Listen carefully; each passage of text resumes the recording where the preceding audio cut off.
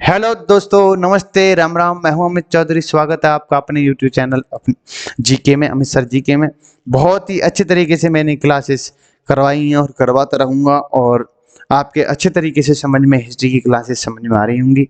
एक बात और कहना चाहता हूं कि हिस्ट्री को ही न देखें, केवल ज्योग्राफी और संविधान जो पॉलिटी है वहां से क्वेश्चन उठेंगे। कम से कम 10 या 15 क्वेश्चन आपको देखने को मिलेंगे जीके के अंतर्गत। ठीक है, तो सभी बच्चों से यही मेरी उम्मीद रहेगी कि उन क्लासों को भी देखें, और बहुत ही अच्छे तरीके से क्लासेस चलेंगी वो भी। ठीक है, और इसी प्रकार से करवा रहा हूँ। और एक बात और कहनी थी मुझे कि आप क्लास तो ले रहे हो, पर लेकिन आप क्वेश्चन नहीं लगा रहे। शायद मेरी मेहनत बेकार जा रही है, आई थिंक। बस सबसे पहले क्लास करवा रहा हूँ मैं आपको, फिर उसके बाद क्वेश्चन करवा रहा हूँ, ताकि आपको ये पता चल सके आप क्वेश्चन में आपके एग्जाम में कैसा क्वेश्चन पूछेगा वो। उसमें क्या है कि मैंने प्रीवियस ईयर के क्वेश्चन ऐड कर रखे हैं, और जो पूछे जा सकते हैं वो क्वेश्चन ऐड कर रखे हैं। ठीक है, वो एमसीक्यू तो बाद में करवाऊंगा टॉपिक वाइज, पर लेकिन फिलहाल इन क्वेश्चनों को तो करो। ठीक है, और पीडीएफ मैंने टेलीग्राम पर मेरी डिस्क्रिप्शन में नीचे देख लिया करो, टेलीग्राम को ग्रुप बना पड़ा है, उस पर जाकर सर्च कर लो और सारी पीडीएफ मिल जाएंगी सारी क्लासेस के आपके सामने। ठीक है, आशा करता हूँ इसी चीजें समझ में आ रही होंगी। तो सीधा चलते हैं अपने चैप्टर पर। अपनी सीधा सेकंड चैप्टर आपके सामने है, क्लास 7। आज हम जानेंगे नए राजा और राज्य के बारे में जानेंगे। मतलब कि पीछे पीछे पड़े थे, और कोई राजा और कोई साम्राज्य और कोई राज्य, ये सारी चीजें पीछे। और आज जानेंगे हम नए राजाओं के बारे में, कौन कौन से। नहीं, ऐसा नहीं है कि वही राजा राजा आ जाएगा, वो राज्य बढ़ाऊंगा मैं दोबारा। नहीं, अब नेक्स्ट है, नेक्स्ट क्लास है, ऐसा कैसे कर दूंगा मैं।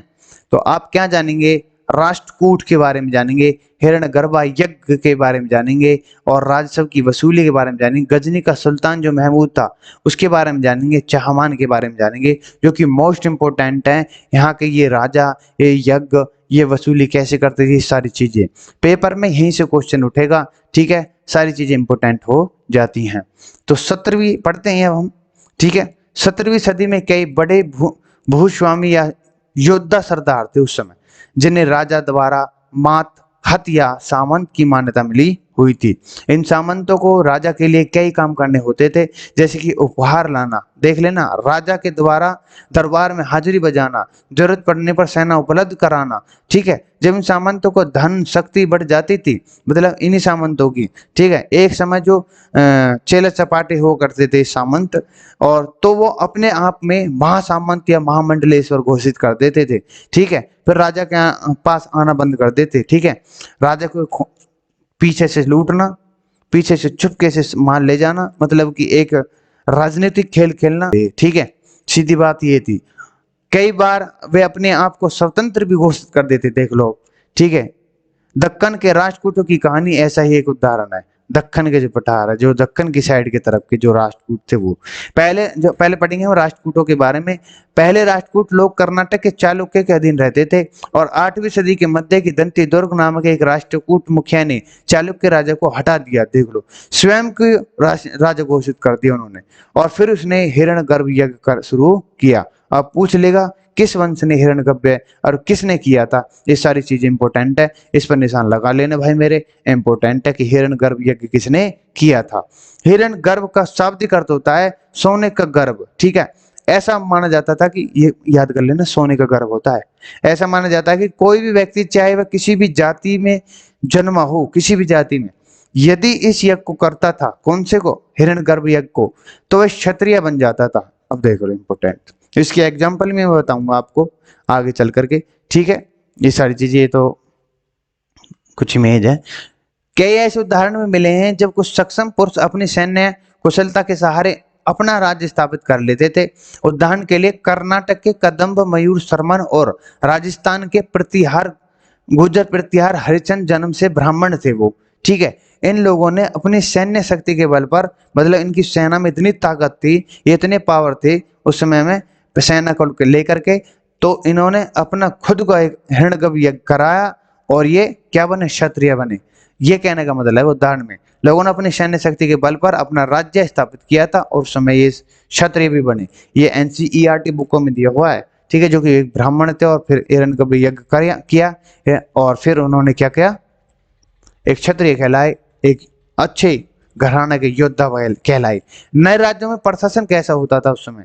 ये नए राजा अपने आप को शक्तिशाली प्रभावशाली दिखाने के चक्कर में अपने नाम के आगे बड़ी बड़ी उपाधियां लगा लेते थे, जैसे कि महाराज इधराज या त्रिभुवन चक्रवर्तन आदि। यहाँ तो इम्पोर्टेंट है, मैंने आपको बताया सबसे पहले महाराज धिराज की उपाधि किसने ली, इन कमेंट मुझे बताओ। अगर जिसने भी मेरे के अभी 6 लाख के चैप्टर किए हैं वो इन कमेंट में मुझे बता देगा कि महाराज धिराज की उपाधि सबसे पहले किसने ली थी। बिल्कुल सिंपल आंसर मेरे भाई।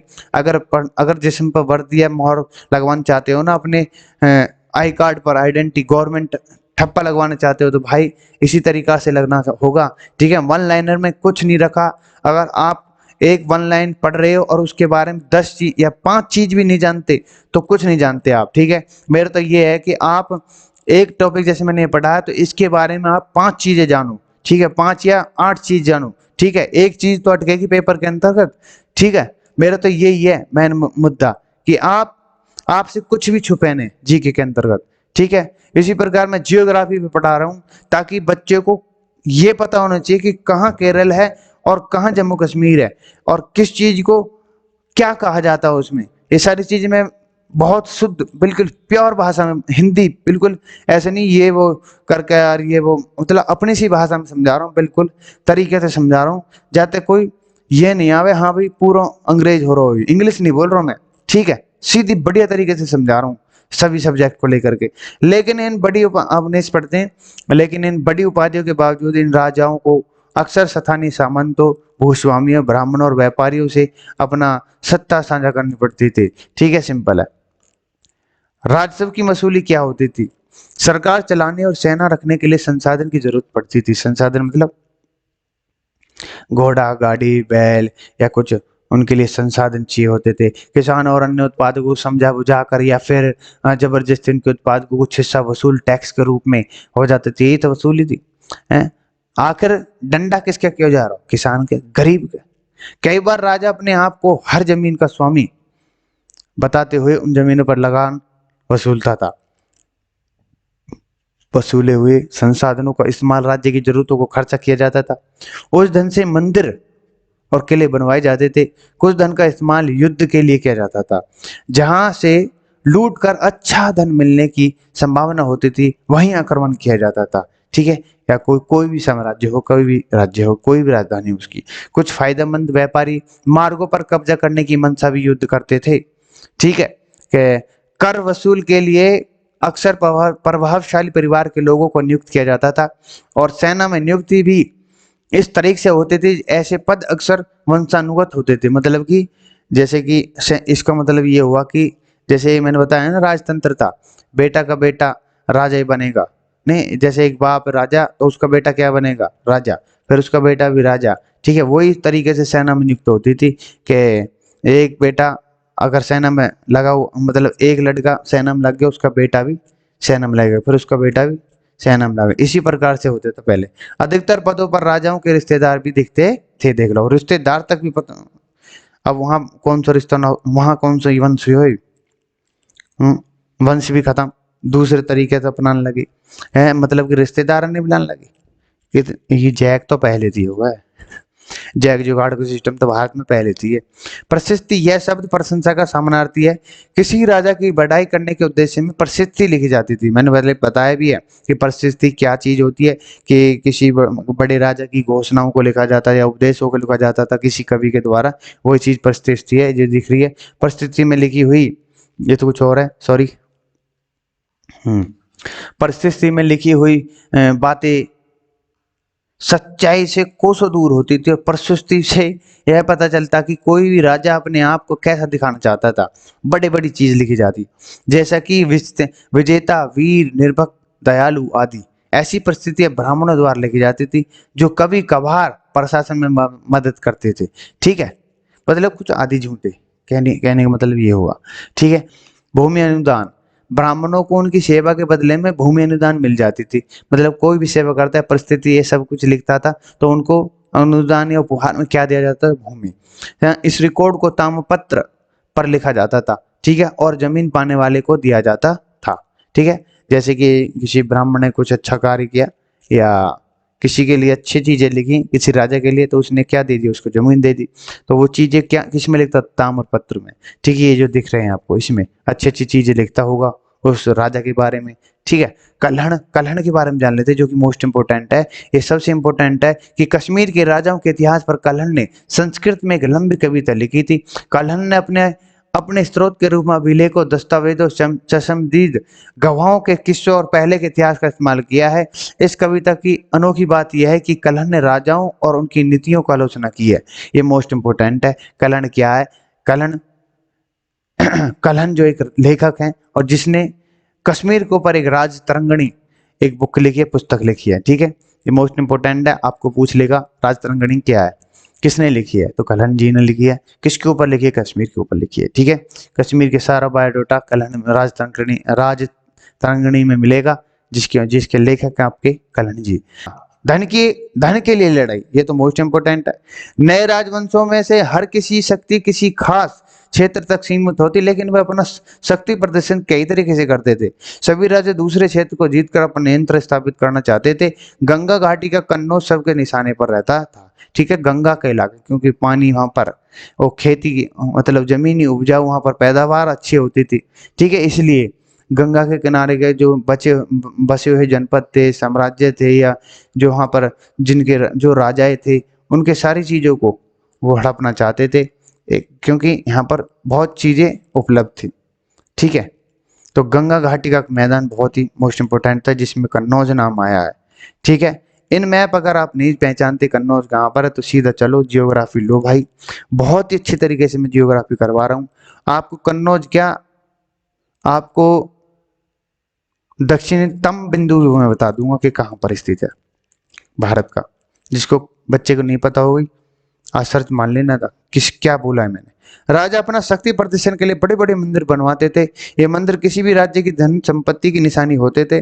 इसलिए जब कोई राजा किसी दूसरे राज्य पर आक्रमण करता था तो मंदिर में लूटपाट अवश्य हो जा करती थी। ठीक है, त्रिपक्षीय संघर्ष क्या, कई सदियों तक गुर्जर प्रतिहार, राष्ट्रकूट और पाल वंश राजवंशों शासकों के बीच कन्नौजी पर नियंत्रण के लिए युद्ध होते रहे।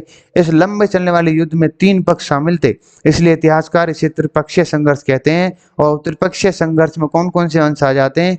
गुर्जर प्रतिहार, राष्ट्रकूट और पाल। ये तीनों को आप याद कर लेना, यहीं से क्वेश्चन उठाए कई बार कि त्रिपक्षीय संघर्ष कौन कौन से हैं। गुर्जर प्रतिहार, राष्ट्रकूट हैं और तीसरे आपके पाल हैं। ठीक है, अब थोड़ा महमूद गजनवी के बारे में पढ़ लेते हैं, एक कहानी के रूप में पढ़ेंगे, इसके ज्यादा कुछ चीजें नहीं जानेंगे हम। ठीक है, थोड़ा सा कहानी बताई मैंने इसके बारे में, जो आपके माइंड में आ जाती है कि महमूद गजनी क्या है, कौन है ये। ठीक है, सारी चीजें बहुत दिन से सुन रहे हैं, अब हम धीरे धीरे अपनी हिस्ट्री को अच्छे अच्छे लेवल पर ले जा रहे हैं, अच्छे तरीके से समझ रहे होगे मैं जो भी समझा रहा हूँ आपको। तो महमूद गजनी के बारे में जानेंगे। गजनी का शासन 997 से 1030 तक रहा। कहाँ? भारत। उसका राज्य है मध्य एशिया, ईरान और उपमहाद्वीप के। अब जिसको ये मध्य एशिया ना पता, ईरान की ना पता, उपमहाद्वीप कहाँ के उत्तर पश्चिम हिस्से तक, पहले ये सारी चीजें नहीं पता, तो कैसा इस प्रैक्टिकली कैसा समझ जाएगा? ठीक है, वो याद तो कर लेगा कि मध्य एशिया, ईरान, ये सारी चीजें, लेकिन जब मैं बताऊंगा कि ये भारत है, ये भारत था, और यहाँ पर जो थे ये गल्फ देश थे। ठीक है, यहाँ पाकिस्तान है, अफगानिस्तान है, और ये सारी चीजें समुद्र को पार करके हैं, गल्फ कंट्री हैं, तुर्की है, यहीं अफगानिस्तान, कजाकिस्तान, या जो सऊदी अरब, यूएई, ये जो थे यहीं का तो थे। यहीं पर आपके अफगानिस्तान में गजनी था। ठीक है, पाकिस्तान यहाँ पर ये सारी चीजें, ये क्या है, ये पूरा एक समय भारत था कभी पहले। ठीक है, यहाँ से लेकर इंडोनेशिया तक। ठीक है, ये सारी चीजें मैं आपके जियोग्राफी में बताऊंगा, यहाँ पर तो कुछ ज्यादा हो जाएगी, फिर जियोग्राफी चल जाएगी। ठीक है, आप जिस बच्चे को इन चीजों की अगर प्रैक्टिकली समझना है, अच्छे तरीके से समझना है ना, कि जियोग्राफी में और आसानी हो जाएगी आपको हिस्ट्री पढ़नी। ठीक है, आपको जो प्रैक्टिकली हर स्थान की मालूम पता होगी ना, तो आपके माइंड में सब चीजें चलती रहेंगी।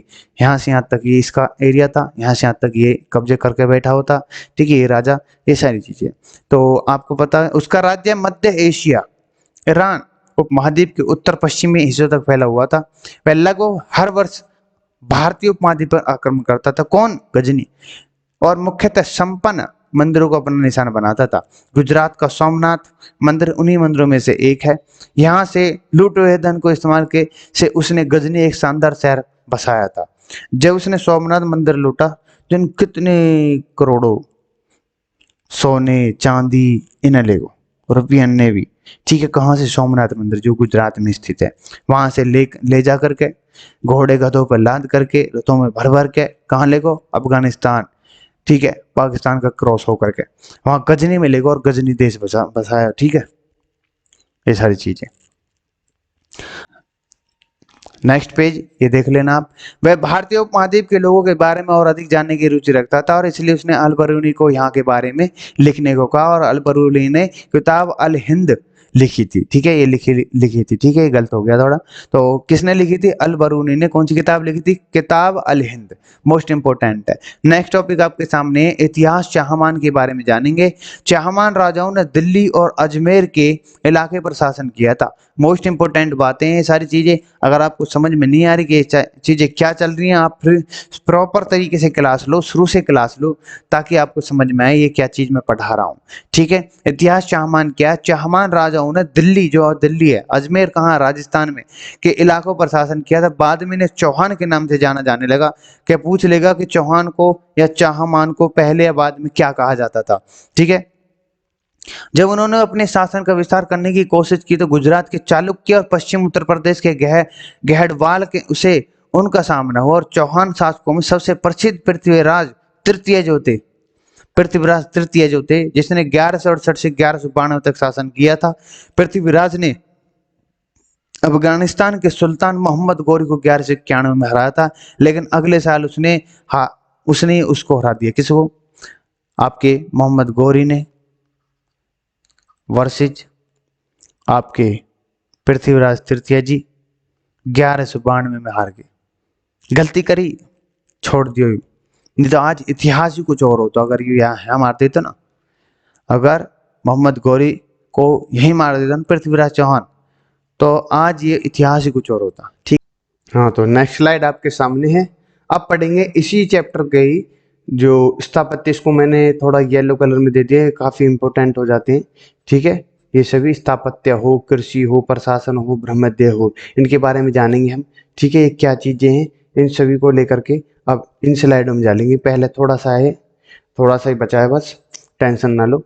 चोल राजवंश के बारे में जानेंगे हम। चोल राजवंश कहाँ पर स्थापित थे या कहाँ क्या करते थे, कैसे इनके बसेरा हुआ या कहाँ पर इनकी राजधानी हुई है, ठीक है। ये सारी चीजें हम, और किस नदी के किनारे बसे हुए थे, सारी चीजें हम जानेंगे चोल राजवंश के बारे में। चोल राजवंश कावेरी डेल्टा के इलाकों में मुटियार नामक के, अब यहाँ से देख लेना, ध्यान करते रहना क्या क्या चीज जो मैंने पॉइंट कर रखी है येलो में, इनको ध्यान रखना, ये मोस्ट इंपोर्टेंट हो जाते हैं।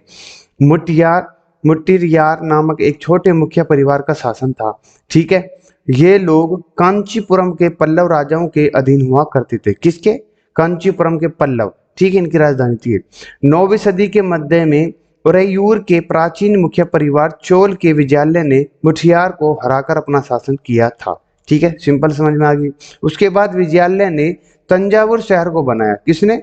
उसके बाद विजयालय कौन है यहाँ पर? विजयालय कौन है? चोल के जो विजयालय थे, ठीक है। मुठियार को हराया उन्होंने, फिर अपना शासन शुरू किया, फिर उन्होंने क्या बसाया? तंजावुर बसाया, ठीक है। और वहां पर निशुंभुसुदीन ये देवी का मंदिर बसाया था। मोस्ट इंपोर्टेंट है, यहाँ से क्वेश्चन उठते हैं कि किस राजवंश ने, किस वंश ने निशुंभुसुदीन नामक देवी का मंदिर बनाया था, ठीक है। आपको आशा करता हूँ इस चीजें समझ में आ रही होंगी जो मैंने पढ़ाई है, अभी बताई हैं, अभी तक की सारी क्लासेस में जो भी मैंने नोट कराया आपने नोट कर लिया होगा, ठीक है। विजयालय के बाद राजाओं ने आसपास के, देखो एक मिनट, विजयालय के बाद के राजाओं ने आसपास के इलाकों पर जीत हासिल करके राज्य का विस्तार किया। सिंपल है। दक्षिण में पांड्यान और उत्तर में पल्लव के इलाकों भी चोल साम्राज्य के अधीन आ गए थे। अब ये कहने का मतलब क्या है कि विजयालय के बाद राजाओं ने आसपास के इलाकों पर तो जीतते, जब उन्होंने उस इलाके पर ही जीत कर ली, उसके बाद वो आसपास के जितने भी जनपद होंगे या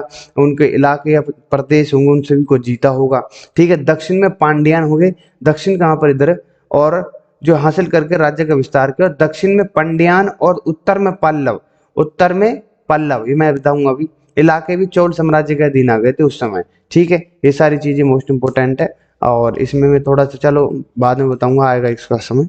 अभी तो वैसे ही दे रखा, नहीं तो पीडीएफ में देख लेना, खूब आसानी से समझ में आ जाएगा क्या क्या चीज दे रखी मैंने। ठीक है, राजा राम प्रथम। ठीक, राजा राम प्रथम के बारे में जान लेते हैं। एक मिनट रुको, ये थोड़ा सा, हाँ, राजा राम प्रथम कौन है, इंपोर्टेंट है। राजा राम प्रथम, ये क्वेश्चन पूछा गया है यहाँ से। चोल शासक में राजा राम प्रथम को सबसे शक्तिशाली माना जाता है। ठीक है, राजा राम प्रथम, बस सिंपल है। राजा राम कौन थे, चोल शासक के सबसे प्रथम शक्तिशाली और सबसे प्रथम राजा थे। वह 985 ईस्वी में राजा बना और ऊपर ऊपर बताए गए अधिकतर इलाकों पर अपना कब्जा जमा लिया था। अब जमा इनको मैं बता ही देता हूँ आपको। ठीक है भाई, दिख रहा है। तो अब मैं इसमें बता देता हूँ कहाँ कहाँ तक इनका क्या क्या चीजें थी। ठीक है, देख, आप दिख रहा होगा, ये चोल है, एक मिनट, कलर, ये चोल है और ये पांड्यान है। ठीक है, जैसे कि मैंने पढ़ा, और ये चेर है, यहाँ पर इनका शासन है। ठीक है, ये सारी चीज, यहाँ राष्ट्रकूट है, गुर्जर प्रतिहार है, चहमान यहाँ पर थे, इंद्रप्रस्थ एरिया आपको दिख रहे होगी, कन्नौज यहाँ पर है।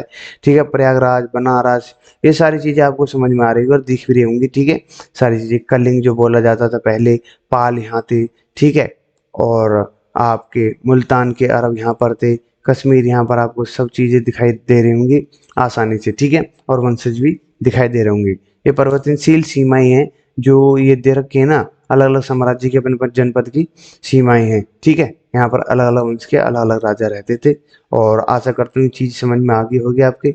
और इसको जूम करके मैंने छोटा कर दिया है ताकि आपके दिमाग में यही रहे मैंने क्या पढ़ाया था। ठीक है, ठीक है भाई, आ गया समझ। तो अब पढ़ते हैं हम थोड़ा सा। अब मैं थोड़ा सा बता दूंगा आपको, राजा राम प्रथम के बारे में पढ़े, चोल शासक, ये पढ़ लिया हमने। ठीक है, इसमें कहा गया है कि राजा राम प्रथम को सबसे शक्तिशाली माना जाता था। वह 985 ईस्वी में राजा बना और ऊपर बताए गए अधिकतर इलाकों पर कब्जा कर लिया था। किसने, राजा राम प्रथम ने। कौन था, चोल, जो ये दे रखा, चोल यहाँ के।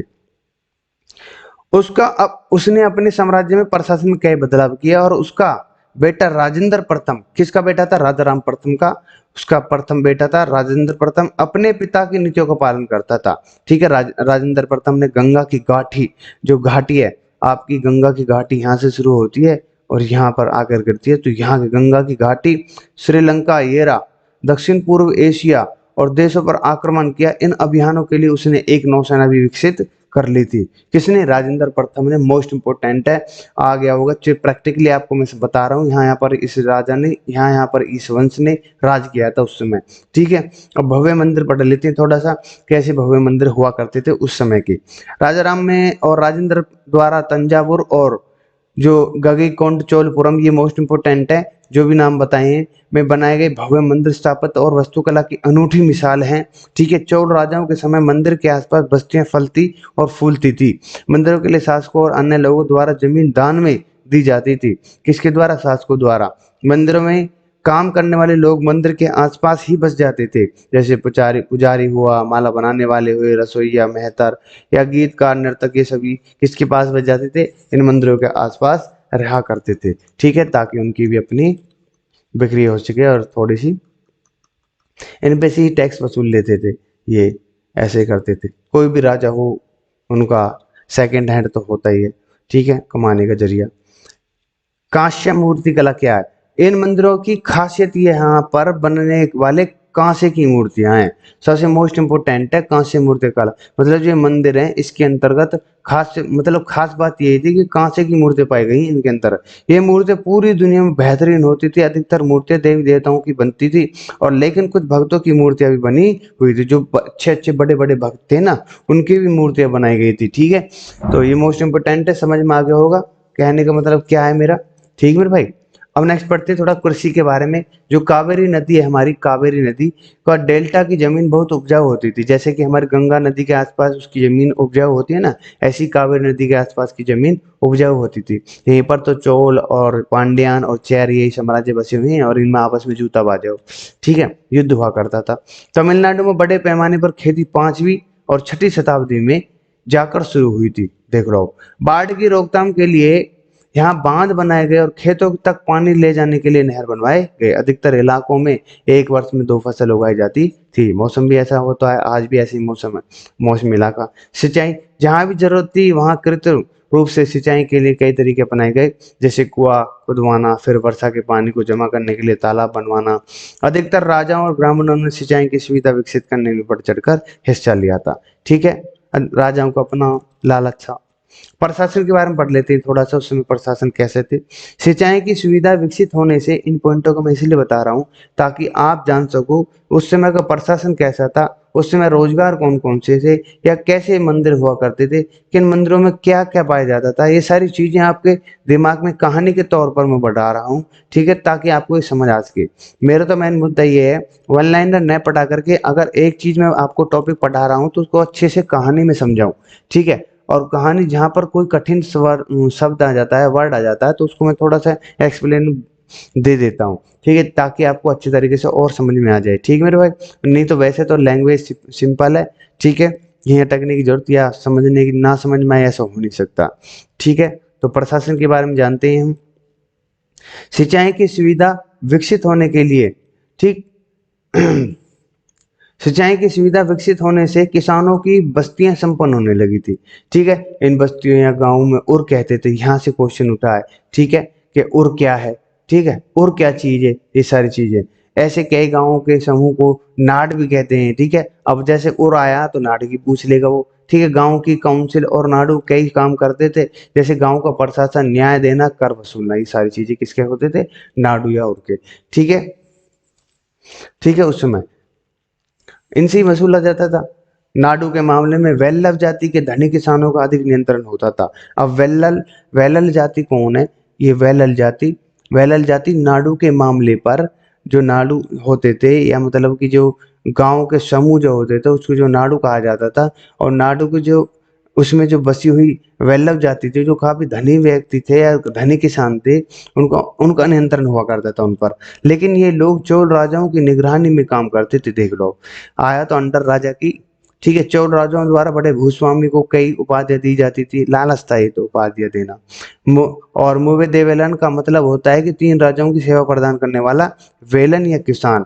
रैयर का मतलब होता है प्रधान। ठीक है मेरे भाई, रैयर का मतलब पूछ लेगा, अभी तक तो आया नहीं है, क्या पता वो पूछ ले आपसे, रैयर का मतलब भी पूछ ले वो आपसे। इंपोर्टेंट हो जाते हैं सारी चीजें।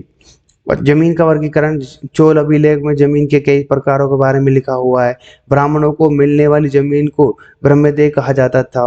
गैर ब्राह्मणों की जमीन का नाम था वेल्लनगाई। स्कूल के रखरखाव की जमीन का नाम था साला भोग। यहाँ से क्वेश्चन उठा, जैसे मैंने आपको बताया ना डेमो क्लास में, कि जमीन का वर्गीकरण जो उपहार में दी जाती थी, या किस वंश के द्वारा कौन से उपहार का नाम दिया था। ठीक है, सारी चीजें मोस्ट इंपोर्टेंट है। जैसे मैंने बताया आपको, ब्राह्मणों को मिलने वाली जमीन को ब्रह्मदेह कहा जाता था, और गैर ब्राह्मणों को जमीन नाम वैल्यनव गाई गाई कहा जाता था। स्कूल के रखरखाव के लिए जमीन का नामथ्या शाला भोग कहा जाता, और मंदिर की जमीन को देवदान या तिरुमन को टुक्किन कहा जाता था। ठीक है, ये मोस्ट इंपोर्टेंट है टॉपिक, इसको निशान लगा लेना, ये मोस्ट इंपोर्टेंट है, यहाँ से क्वेश्चन उठा है तो अब भी पूछेगा ही तो पूछेगा। जैन संस्थाओं की जमीन को पल्ली चंदनम कहते थे। ठीक है, आशा करता हूँ समझ में आ गई होगी। एक बार अगर समझ में नहीं आई तो दोबारा क्लास ले लेना, थोड़ी सी लंबी है पर लेकिन अच्छे से समझ में आनी चाहिए आपको, और क्वेश्चन भी इसी तरीके से मैंने लिखा रखे हैं। ठीक है, अब ब्रह्मदेह के बारे में पढ़ लेते हैं। ब्रह्मदेह के मामले पर गणमान्य ब्राह्मण भूस्वामी की सभा होती थी। इन सभाओं में इन सभाओं में लिए गए फैसलों को अक्सर मंदिर की दीवारों पर शिलालेख के रूप में लिखा जाता था। ठीक है, अक्सर कुछ ना कुछ तो लिखते थे। ठीक है, बढ़ा चढ़ाकर कहीं ना कहीं तो लिखवाई देते होंगे वो। कभी कभी शहरों में ऐसी सभाएं व्यापारी के संगठन द्वारा की जाती थी, जिसे नगरम कहते थे। यहाँ से क्वेश्चन होता है कि नगरम क्या चीज है। ब्रह्मोद्योग की सभा बहुत कुशलता से चलाई जाती थी। इसके बारे में तमिलनाडु के चिंगलपुट जिले के उत्तर मेरू मंदिर के अभिलेखों से पता चला है। सभा में सिंचाई, बगीचा, मंदिर आदि के मामले के लिए अलग अलग समितियां होती थी। जो लोग इन सभाओं के सदस्य बनने की पात्रता रखते थे, उनके नाम ताड़ के पत्तों से बनी छोटी पर्चियों पर लिख दिए जाते थे, और इन पर्चियों को एक मटके में रखा जाता था, और किसी छोटे लड़के से एक के बाद एक पर्चियां निकालने के लिए कहा जाता था। देख लो, इतनी पुरानी परंपरा आज भी यूज कर लेते हैं। कोई भी गेम हो तो अधिकतर मात्रा में पर्ची खेलते हैं ना वो गेमों के अंदर, ठीक है। आज से नहीं है, बहुत पहले आज के समय में कागज, पहले ताड़ के पत्तों की पर्ची थी, ठीक है, सिंपल सी बात है। सदस्यता की शर्तें क्या होती हैं? उस व्यक्ति के पास जमीन होनी चाहिए जिसमें लगान वसूली जाती हो, ठीक है, ये होती है सदस्यता। जैसे कि अपना मकान होना चाहिए, 35 से 70 वर्ष के बीच आयु होनी चाहिए, वेदों का ज्ञान होना चाहिए, किसको किसको होना चाहिए? जो सदस्यता की शर्तें पूरा कर रहा हो, ठीक है, सदस्यता लेना चाहता हो। प्रशासन के मामले में जानकार, ईमानदार होना चाहिए, अपने अपने रिश्तेदारों को खाते जमा होने चाहिए। देखो, पिछले 3 वर्ष में किसी और समिति का सदस्य नहीं होना चाहिए। देख लो कितने सटीक रूल थे, ठीक है। नेक्स्ट स्लाइड पर चलते हैं। हाँ, देश के मोस्ट इंपोर्टेंट है, सारे क्वेश्चन इंपोर्टेंट है इस चैप्टर के, तो ठीक है, और सभी को क्वेश्चन को लगाना है, याद करना है। देश के पूर्वी भाग में किस नए राजवंश का विकास हुआ? चोल का पहले हो चुका था, चाहमान का भी हुआ, राष्ट्र का, पलाश का नहीं हुआ था, तो पलाश का हुआ था उस समय। B is the right answer, ठीक है। देश के पूर्वी भाग में, पूर्वी भाग का मतलब है जो पाल मैंने पढ़ा था ना, पूर्वी भाग इधर की तरफ, मेघालय की तरफ, ठीक है। सर्कल क्षेत्र के नॉर्थ ईस्ट, सर्कल क्षेत्र के महान स्वामी का दूसरा नाम क्या था? सिंपल है, सामंती था या अधनिष्ठ था या महामंडलेश्वर, ये सी इज द राइट आंसर, ये नहीं था। सर्कल क्षेत्र के महान स्वामी कौन हुआ करते थे? महामंडलेश्वर का जिक्र हुआ है, पीछे स्लाइड में पढ़ लेना अच्छे तरीके से, जो बच्चा ध्यान नहीं दे रहा वो ध्यान दे ले, ठीक भाई मेरे। फिर बाद में मेरे से ये मत कहना कि आप क्वेश्चन नहीं करा रहे हो और आपके क्वेश्चनों में मजा नहीं आ रहा है, ठीक है। 17वीं शताब्दी में अपने राजाओं के उपहार लाने के लिए कौन थे? वो सामंत थे या आधिपत्य थे या महासामंत या महामंडलेश्वर? तो सामंत ही लाया करते थे, जैसे मैंने पढ़ाया आपको, ठीक है। सामंतों को महासामंत कब घोषित किया जाता था? जब वे अपने राजाओं के लिए उपहार लाते थे, ऐसा है। जब वे राजाओं के सैन्य सहायता प्रदान करते थे, जब वे शक्ति और धन प्राप्त करते थे, ये इंपॉर्टेंट है, ठीक है। सी इज द राइट आंसर। जो सामंत और महासामंत कब घोषित किए थे? जब वे शक्ति प्रदान करते और धन प्राप्त करते थे, ठीक है। ये जिक्र हुआ है, आप अगर अच्छे से पढ़ रहे हो, मेरे स्लाइडों को अच्छे से समझ रहे हो, तो आपने एक इसका क्वेश्चन एक झटके में दे दिया होगा। अब हिरण्यगर्भ का शाब्दिक अर्थ क्या था? इसके बारे में मैंने आपको बताया कि उसका राष्ट्रकूट था या डैनिट दुर्ग था, सुनहरा गर्भ था या स्वर्ण हिरण था। तो सुनहरा गर्भ इज द राइट आंसर, और सब गलत हो जाते हैं, ठीक है। सी, राजस्व भी किससे वसूल किया जाता था? व्यापारी से, इसका तो सी आंसर हो जाता है, किसानों से किया जाता था, ठीक। गरीब मजदूर बेचारे किसान के, उन पे से कर लिए जाते थे, और क्या करेंगे, ठीक है। ग्वालियर में पाई जाने वाली प्रसिद्धि किस भाषा में लिखी गई थी? सिंपल आंसर, ग्वालियर में पाई जाने वाली प्रसिद्धि, पहले प्रसिद्धि किस में लिखी जाती थी? हिंदी तो हो ही नहीं सकता, अभी आई है, अंग्रेजी भी नहीं, उर्दू का मतलब ही नहीं है। सी इज द राइट आंसर, संस्कृति। नागभट्ट कौन थे? गुप्त शासक थे, गलत। चक्रयुद्ध, बिल्कुल गलत। मालवी, प्रतिहार राजा थे वो, कौन थे? नागभट्ट प्रतिहार राजा। मोस्ट इंपोर्टेंट है, ब्राह्मणों को भूमि के अनुदान से पुरस्कृत किया जाता था। तांबा की प्लेट, लोहे की प्लेट, चांदी की थाली, इनमें से कोई नहीं, तो तांबा हुआ था जब, तो तांबे की plate is the right answer हो जाएगा भाई मेरे। वेट्टी क्या था? किराया था, राजस्व था, कर था, तो कर is the right answer, B is the right answer. करों से एकत्रित धन का उपयोग था राजाओं की स्थापना को वित्त पोषित करने के लिए या मंदिरों के और कलाओं का निर्माण युद्ध करने के लिए? दोनों ही है भाई, बिल्कुल दोनों। परिस्थिति हमें बताती है कि शासक स्वयं को किस प्रकार चित्रित करना चाहते थे? नेता की तरह या वीर विजय योद्धा की तरह, उपलब्धि की तरह, या सभी? इसका तो सिंपल आंसर है, इन कमेंट मुझे बता देना इसका आंसर, ठीक है। 12th क्वेश्चन बहुत सिंपल है, जिस बच्चे ने क्लास ली बहुत अच्छे तरीके से वो क्लास को समझा होगा और बहुत ही अच्छे तरीके से क्वेश्चनों के आंसर दिए होंगे भाई मेरे, ठीक है। जितना भी हो सकता है मैं चैप्टरों से ही क्वेश्चन निकाल रहा हूँ और बहुत अच्छे तरीके से निकल रहे हैं, ऐसे ही क्वेश्चन आएंगे भाई मेरे। अगर आपको नहीं समझ में आ रहा तो दोबारा क्लासेस ले, फिर ऑन टेलीग्राम पर जाओ और टेलीग्राम पर जाकर के मेरी सारी पीडीएफ पढ़ी हैं, वो भी फ्री हैं, ठीक है। खुद पढ़ो और जो तैयारी कर रहा उनको भी बताओ, उनको भी पीडीएफ शेयर करो कि मेरे पीडीएफ कंटेंट कितना जोर का है, ठीक है। ये क्वेश्चन सारे सीटेट एसएससी के थ्रू भी देखे गए हैं और सीटेट सबसे मोस्ट इंपोर्टेंट इसमें, ठीक है। तो लाइक शेयर सब्सक्राइब कर देना। थैंक यू सो मच, नमस्ते, राम राम, जय हिंद, जय भारत।